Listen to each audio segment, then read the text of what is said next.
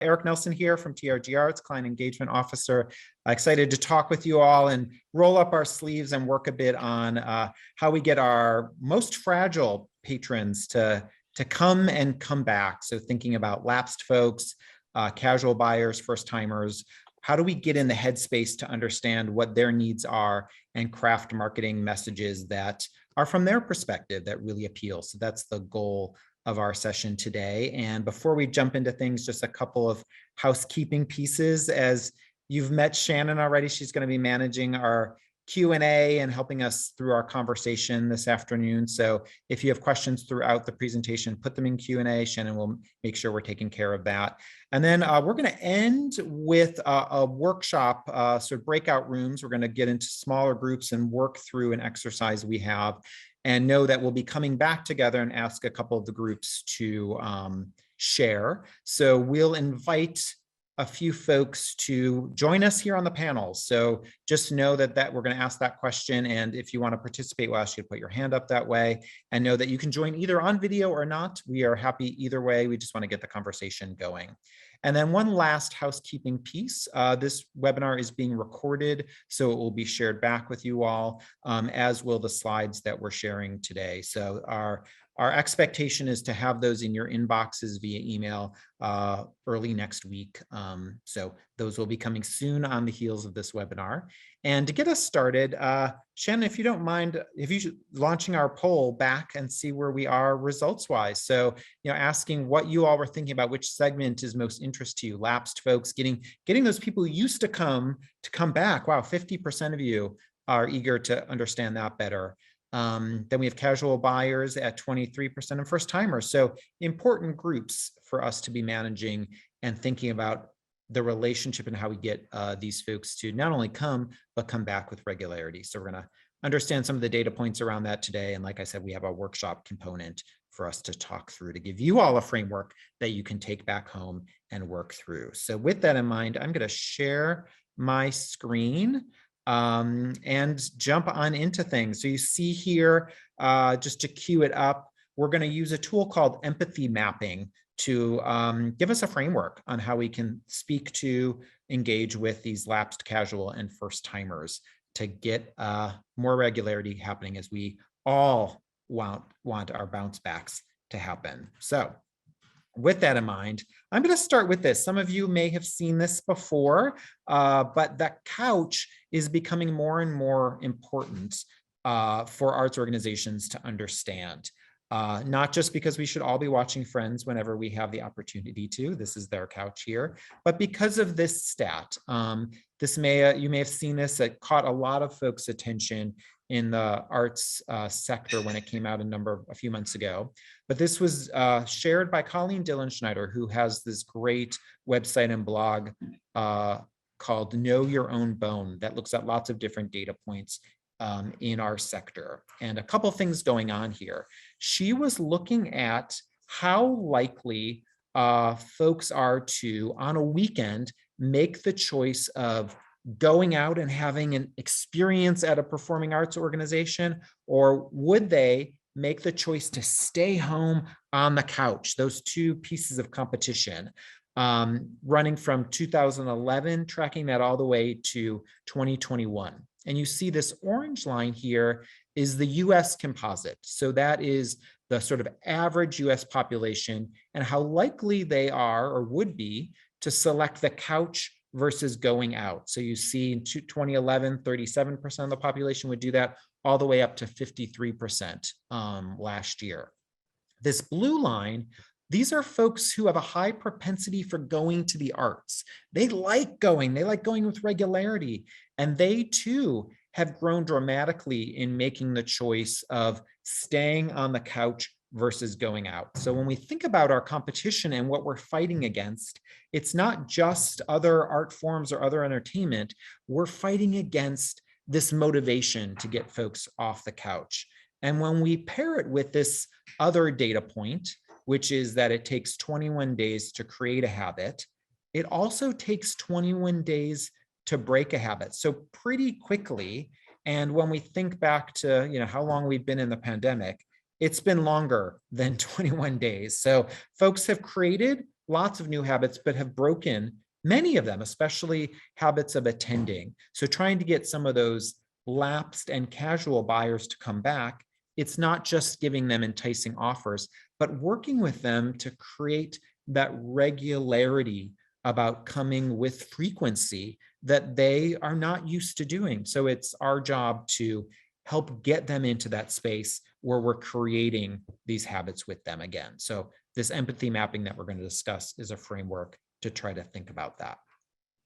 So if you're meeting TRG for the first time today, you're probably learning that we love data points. We've already shared a couple of them, but we are a data-driven consulting firm who works with performing and visual arts organizations of all shapes and sizes to grow revenue and engagement from patrons so organizations can invest more in what their art is all about. And we use data as the main driver to build those strategies. So we're going to go through some data together as well as this empathy mapping framework. So what is our agenda? We're going to dive into some of these data points. We've got some examples from the field of how folks are trying to relate to their lapsed, casual, and new buyers in exciting ways to grow more frequency. And then, like you've heard me said, we're going to jump into this exercise around empathy mapping to give you a framework to try to engage and come up with some new ideas and tactics to reach out to folks, and then hopefully have some time to share and discuss what you all work on together. So starting place is, especially around this conversation, is churn. How many people were getting into our organizations and how many people are not coming back? How many people are we churning through on an annual basis? Understanding this helps us gain a framework and foundation for how we can set goals to build more repeat attendance. So this is North American data. So 65% of single ticket audiences are brand new on a typical season. So we're really good in the arts of bringing new folks into our organization. So kudos to all that good work to drive that behavior. But 73% of those folks, those new ticket buyers, never return again. So while we're good at getting them in the door, we also have these leaky buckets where they don't come back for whatever reason. And we're going to talk through some of those, the rationales behind that. But it's not just new buyers. It's people who are getting into deeper relationships with us. Typically, first-time subscribers aren't people who are buying subscriptions for the very first time and nothing else. They've been single ticket buyers. They've been multi-buyers, and they're upgrading to subscription behavior. And about 50% of first-time subscribers or members don't renew or come back to that product line in the second season. So these casual buyers that are getting close to being frequent buyers, it's also a challenge to get them to come back with regularity. And across all of our buyer types, donors, subscribers, members, single ticket buyers, multi-buyers, when we've studied this over the years, we've seen that close to 60% across all of those levels, those casual folks, those lapsed folks, those new buyers, and even our loyalists don't have as much consistency or stickiness as we'd like to think about. So we're going to discuss first some of the reasons why this is happening, and then try to get into the headspace to build better some of our marketing messages back to these folks. So what are some churn causes? Why do people not come back? Well, one, we've looked at this before. One of our studies is to try to figure out that exact moment when a patron makes the choice if they're going to come back, especially a first timer. So I will take a sip of water as I asked you this question to think about it. When do first timers make that choice if they're going to buy again? Is it after the show or the exhibition? Is it when they buy their tickets? Is it when they walk in your venue? When is that? So just mull that over. I know some of you in the audience have heard me discuss this, so don't be our spoiler alerts, but you have that piece of data already, but some of you are going to be thinking about this for the first time. So as I have a sip here, I will reveal it. It is when they sit in their chair for the first time, before the show or the concert or the exhibition even happens. And many of the reasons why they're making that choice then is if there was an experiential problem. Did they have trouble finding parking? Did they have trouble getting, into the venue? Did they not feel comfortable or welcome? And most of our sector, we might be asking survey questions, but we're not pinpointedly asking, how was your experience coming into our venue? And if we did ask, did we not listen? Did we hear what they had to say? And if we did listen, did we follow up with them to say, hey, Shannon, we heard that parking was a problem. So we've actually, found a new way to generate spaces. We're contracting with a different garage this time. So we're going to make it easier for you, those kind of things. Or we're going to make parking vouchers available with our subscription packages. So we need to ask, we need to listen, and then we need to solve those problems for our patrons. Or we've given them the wrong invitation. So oftentimes, especially first-time single ticket buyers, we're so excited to have these new people in our venues that we immediately follow up with, oh my gosh, Shane, I know you're out there as well. Shane, become a subscriber right away. Or we want you to become a donor right away, or do this and do that. So we give all of these pathways for how you can next participate with us, and it's too overwhelming. Or we're trying to Instapot that relationship, as I would call it. We try to get them along too quickly. Or we didn't offer things that appealed enough, or we didn't match the right kind of next step programming. So all these pieces of the puzzle are really important. We did this survey of Atlanta arts buyers of what were the two main reasons why folks didn't come back. What was their dissatisfaction? We've talked about the first one a little bit already. Parking, probably not a surprise if you know the Atlanta market at all. Just getting around is a challenge. But the second one here is really interesting, website, for a couple of reasons. Most of the traffic to our websites are first-time buyers. Somewhere between 70 to 90% of our web traffic are first-time folks, and all they want to do is buy a single ticket. And we have so much good information on our websites, but it can be overwhelming for them to find their way to buy that ticket. So think about how your website is structured, and is it as easy as possible to buy that first single ticket? And or there are too many clicks along the way. How many steps does it take? All of those things can be frustrating to patrons as well. So how do we reduce churn? How do we get into a relationship with these folks? Well, first, a goal is to get these first timers to come back and have a second experience with us. And usually that means having another single ticket purchase. So focus in on that next step. And the way we do that, kind of like we just discussed, was to gather feedback from them, learn what their experience was like, and make sure that we're addressing their problems and getting back to them with what those solutions are. And it's okay, it doesn't always have to have a solution. It could be, Shannon, we heard you and we're working on it. So thank you for sharing that great data with us. And the invitation to return must be immediate. We want to get them back as soon as possible, but we also want them to hear that we are valuable to them as a new single ticket buyer. We want that single ticket buyer to hear, hey, we're so excited that you're here. We want you to have another experience with us, but make it targeted with that next single ticket purchase to create that return multi-buying behavior. So a couple of ways to make this motivating, to have people think in these ways. What's working for other organizations? One is to have goal-oriented actions in marketing materials, deadline-driven offers. You have to buy in the next 2 weeks to take advantage of this discount.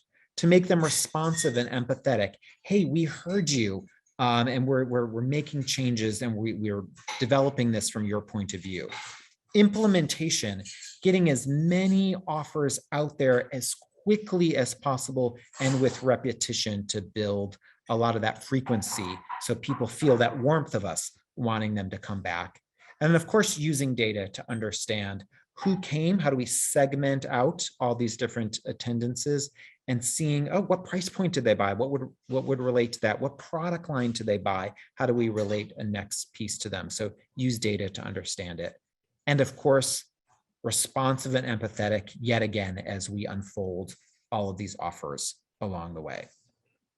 So this was a really interesting stat that the Mellon Foundation recently shared, which is, especially as we think about being empathetic and what our patrons need, which is ticket buyers and bookers are more likely to attend if they received a marketing that's focused on the emotions of the event rather than the details, especially if they weren't familiar with the work. So people want to have their hearts grown and their minds expanded from going to the arts. So making sure your marketing focuses on what you'll take away from the experience of attending. It's a really interesting data point to think about.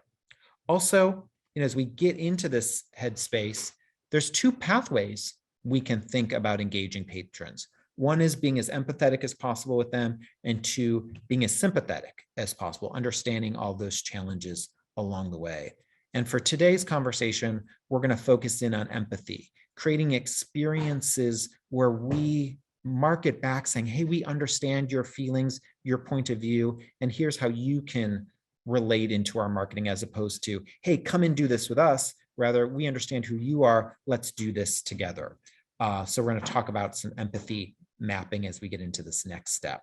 So how are organizations doing this? So I'm going to share a couple of examples, and then we'll dive into this framework. But this is Grant Park Music Festival out of Chicago.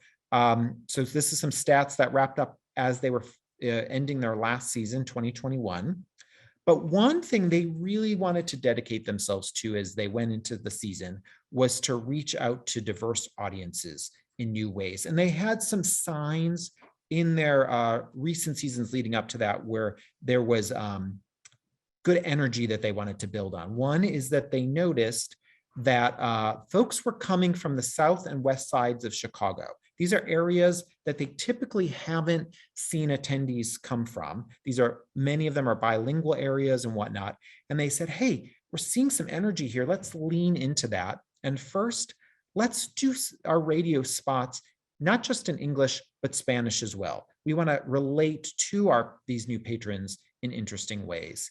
And two, we've talked to our reps at our NPR station, and there isn't a lot of listenership in these areas. So perhaps let's do a counterintuitive thing, which is to put our ads for classical music on urban radio in Spanish and English. So let's meet our patrons in the radio stations, the communication channels where they're participating. Let's go to them. The other thing is they heard back as they surveyed folks to say, hey, we're interested in coming, but we also don't see you in our neighborhood a lot. Like, neighborhood and connectivity is important to us. So can you show up in new ways? So what they did is they started leaning back into some older school methods that can be really effective, such as posters in grocery stores, posters at dry cleaners, postcards you could pick up at different local businesses. They were showing up and saying, hey, we're present. And then they had messages of welcome, such as, we're back and please join us. Like, we want to roll out the carpet for you to be part of our audience. And those things really resonated with these neighborhoods they were trying to appeal to. And this is what happened. So for Grant Park Music Festival, their one-night passes are like their single tickets. So think of this title here in that context. And from 2019 to 2021, they saw their new to file households grow from 977 in 2019 to almost 1,700 in 2021. And their existing households grow from 323 to 621. People were excited to get back because they were one of the first things as restrictions were dialing back a bit, but also reaching out and being in the conversation with the folks they wanted to come rather than talking at them. Really interesting stuff about how you can be more empathetic with your patrons. And then George Street Playhouse. This is a theater company on the East Coast who's a home for new work. And what they do is they use their digital ads as essentially their own workshop. So they do ads early in their selling cycle, and they test multiple digital ad messages throughout that cycle early on to see which messages are resonating and which storylines within their messages are getting the greatest amount of engagement, so that when they get into the hotter, more greater volume of sales time in their selling cycle closer to showtime, they've honed their messaging so they're building it off of what's appealing with their greatest percentage of patrons. So using your digital ads or other strategies that you're using as your own science laboratory is really helpful and effective.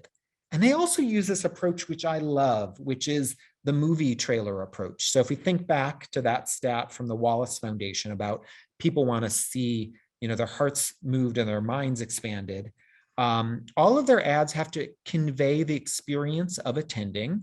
They're not so worried about making sure people know the plot of every play that they're doing, but they want the experience to come across. And their ads must pass the sound off test. So if there's no volume on in their ad, it still needs to convey what that experience will be like. I think it's a really great tool and tactic to understand, hey, are our ads landing in all of those ways we had hoped? So the sound off movie trailer approach is a really interesting one. Okay, so we think of, understanding, listening more, getting into the gathering feedback about what our patrons need and what's causing challenges for them, understanding that is inviting them back with regularity and getting to a place where we understand literally where they're coming from and advertising in ways that appeal and both share those messages around, what the emotional, intellectual growth can be from coming to our, or just joy of coming to our events. So here's a framework. It's called empathy mapping. And the idea is for each or whatever segment you're focusing on, so brand new buyers, lapsed folks, casual buyers, do we understand during the sales ticket buying process or attendance process what that patron says during that process, what they think during that process, what they feel during that process, and what they do during the process. So the idea is to take this back to your teams, pick a segment, and in your group, so you could do this by yourself, talk through, okay, let's isolate this segment. What are the things that go through this patron's mind and what do they share with their communities and families as they're experiencing this? Saying, thinking, feeling, doing. And here's an example of how it works. So this model says, hey, this person's right about to buy a TV. So we could think of this as a brand new buyer. They're doing something they don't normally do. And what goes on in their mind? So they're saying things during this process like, hey, I'm going to turn to one of my friends. Where should I start? Or I might ask my friends, what brand do you like? Or I might say to the sales representative, what size is the best? So I'm asking these key questions, research. I'm thinking, yeah, I want something awesome here. Oh gosh, this is taking too much time. How many steps are on this website? Oh my gosh, I might not want to come back here. Or what do they feel? Oh gosh, there's 17 different TVs to choose from at Best Buy. It's so overwhelming. Or this performing arts organization has, 100 concerts this season. How would I even figure out what that would be? Or, oh my gosh, I love Wicked. It's coming back to my market. So I'm excited about it coming back. And then what am I doing? I'm making a list of pros and cons. I'm asking my friends. I'm postponing my big decision because I'm so nervous about making it. So that's, probably a first timer is going through these steps. But think about like a returning person who feels like, I have some confidence here. I already know I want a Beethoven show. So I'm going to do that. And I'm going to pick out the thing that I easily can, figure out how to navigate that site. Oh my gosh, it's not the date that I want. That's important to me. So the idea is to, from all of these different segments we have within our database, so we can use this framework of lapsed, first timers, casual folks, to get them to start thinking about what their needs are from those segments. So that gets us to our activity, which is we're going to break you up into groups and want each group to pick a lapsed, casual, first timer. So pick a segment, not all of them, and map out together, take a few minutes. What would that patron say in the process? What are they thinking in the process? What are they doing in the process? And how do they feel about the process? We'll put this in the chat. So in your breakout rooms, you'll see what these 4 things are. And then take that to the next step. So with that learning and understanding in mind, how can your marketing messages be changed to appeal and speak to that sensibility? So not so much what we need them to do as ticket buyers, but what they need to hear from us so they feel confident coming back or buying for the first time. And then actually try to craft that into a sales invitation or message that meets that goal. So we're going to break up into groups, and we're going to take 10 minutes to do it. And in that time, think through again, what is that segment? What did you learn about them as you put them into these 4 quadrants? What is a message that you might want to think about it, sending out to them? And then, as we report back, understand why you took that approach. So with that in mind, think about electing someone in your group who will be your spokesperson. So we won't get to every group, but we'll invite a couple to present back as we come back together, but I'll bring this back up again. So pick a segment, map out, say, think, or do. I'll leave this up for a moment because you might want to even just take a picture of this with your camera on your phone. So you have this, the homework assignment in front of you. So I'm sure some of you are doing that. Great. I'll move on to this next one. And then create this marketing message that empathizes with their needs. And then, craft that into a message to send out. Okay. We're going to come back together and ask folks if anyone would love to share their experience, to raise their hand. It looks like some hands have gone up in the last few moments. So some people might be ensuring that they're first in line, the brave ones to share, and or they might have just questions around. So Shannon, would you mind letting us know? Oh, great. So we've got Marco. Excellent. Yeah, apparently I jumped the gun on this one. I was just like, okay, go ahead and raise your hand because I had just put my headset back on. But hey, here we are going first. Excellent. We appreciate it. So it's always great to be the first one out. So yeah, Marco, what was your experience? What did you focus on? Well, we decided to go with lapsed subscribers or lapsed customers overall, because right now here at Music Theater Wichita, we have a focus on renewals. And one of the people that we would like to get back into our theater are lapsed subscribers. So we broke it out in the whole in mapping and like, what do they say? What do they think? What do they do? What do they feel? Some of the things that we said that lapsed subscribers would say is that Music Theater Wichita isn't as good as it used to be, that they've seen a lot of these shows already, that they're thinking that we may not be as good as some of our competitors out of there, that they are mixing up our messaging with other theaters. Like, well, for instance, we have Hamilton that's coming to Wichita next year, and a lot of people are assuming that it's us, but it's not us. Although that our shows are just as good as theirs, possibly of course better. They still get the messaging mixed up. And so some of the things that they do is that they can go to our website and that they may have to take too many steps in order to renew again, or that they get confused on what number that they're supposed to call, or some of the feelings that they have towards the venue that we have. Century 2 is a historic venue here in Wichita, but it's starting to crumble in several places due to its structure. So maybe they like the venue, but they don't like the experience here. Multiple factors would go into why they would or would not renew. So a message that we decided to go with these people is like kind of what we were talking about earlier, of appealing to their emotions. And for the people that said that they've already seen all of these shows before, reminding them of the feelings that they've had when they have seen these shows. It's a classic. It's something that's going to invoke great feelings. Or that we use a testimonial of somebody that's seen one of our shows recently, of saying exactly what they saw and what they experienced. Or like a show that we just had, The Drowsy Chaperone. People had no idea exactly what it was, but they ended up coming to the show anyway. And all of these feelings of joy and laughter, and how they love the comedy and how they experience Music Theater Wichita. Bringing them back with those type of conservative messages is what we've decided that we think that we would do in order to get these people to come back. In 8 minutes, you all unearthed like a whole treasure chest of things to be able to respond back to and get into the headspace of your patrons. Really great. And I love that, really focusing in on the emotional side of things there. Really, really great. And would love to hear, follow up later as you all go through this and look at other segments along the way. But excellent. Great. Thank you so much for sharing that. Yeah, you're welcome. Thank you, Eric. Yeah, wonderful. And it looks like, yeah. Am I on? I think you are. Yes. Hi, my name is Mariana, and I'm in Vancouver, BC, Canada, and we are about 3 hours behind you, something like this. Anyway, Pacific time.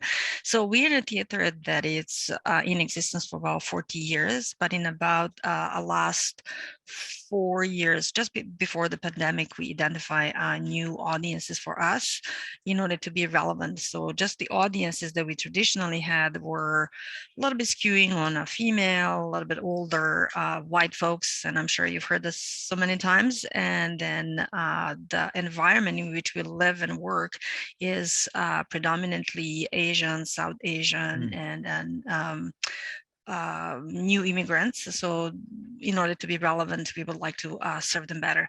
So what I do this exercise on my own.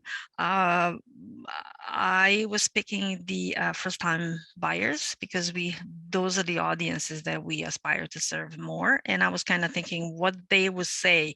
They would say, I don't know about this. My theater name is Gateway Theater. So I don't know about Gateway. I never been there.